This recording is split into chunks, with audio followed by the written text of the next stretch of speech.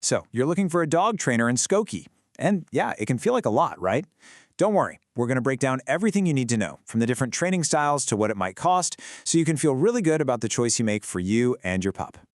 Okay, so here's our plan. We'll start with what it's like to have a dog right here in Skokie. Then we'll get into the really crucial stuff, like training philosophy and how to check a trainer's credentials. We'll look at the costs, I'll give you a checklist of questions to ask, and we'll finish up by talking about how to use those new skills out in the real world. All right, let's kick things off by talking about Skokie itself. You might be thinking, why does that matter? Well, because training isn't just something that happens for an hour a week in a classroom. It's about how your dog fits into your actual everyday life here. You know, Skokie has some amazing spots, from the Skokie Valley Trail to just hanging out on the village green.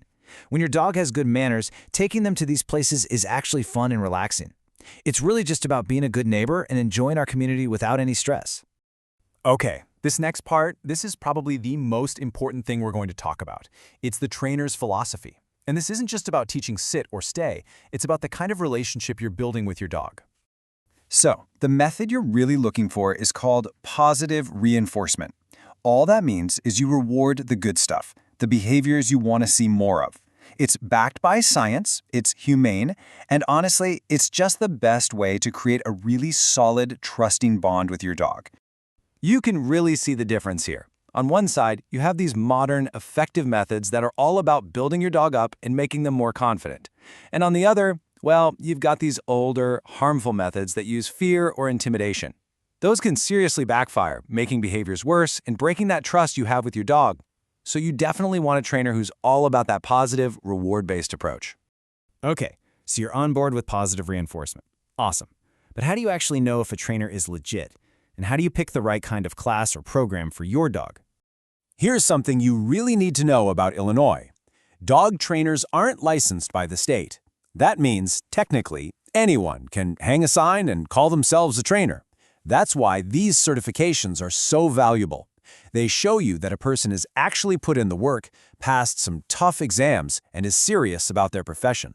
You'll also see a few different types of training programs out there. Group classes, they're great for basics and getting your dog used to other dogs.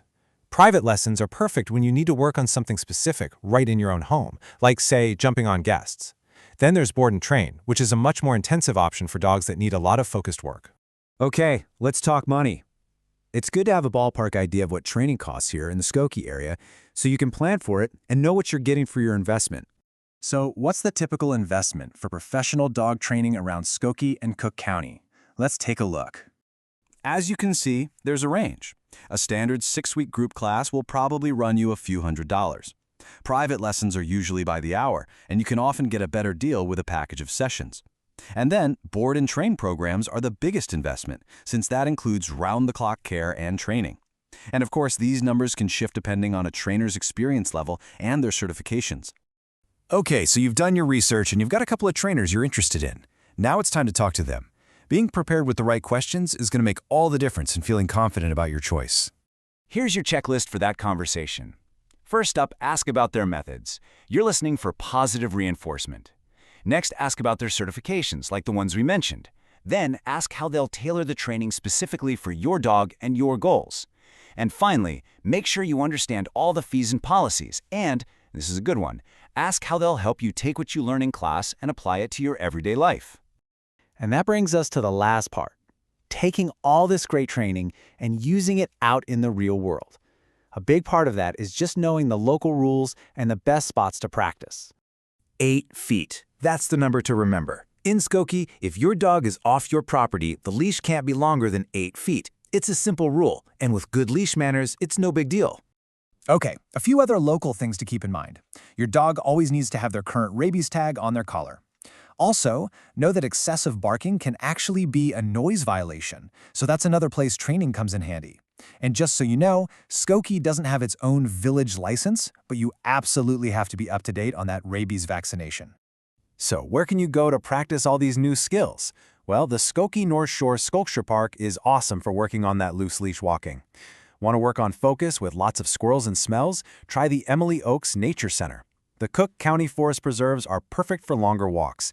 And if you're ready to practice recall in a safe, off-leash area, the Harrison Playlot Dog Park nearby is a great choice. You know, putting in the effort to find the right trainer isn't just about fixing a few problem behaviors. It really changes your whole experience. It means you can have calmer walks, you can have friends over without worrying, and you can just get out and enjoy everything Skokie has to offer, with your dog right there with you.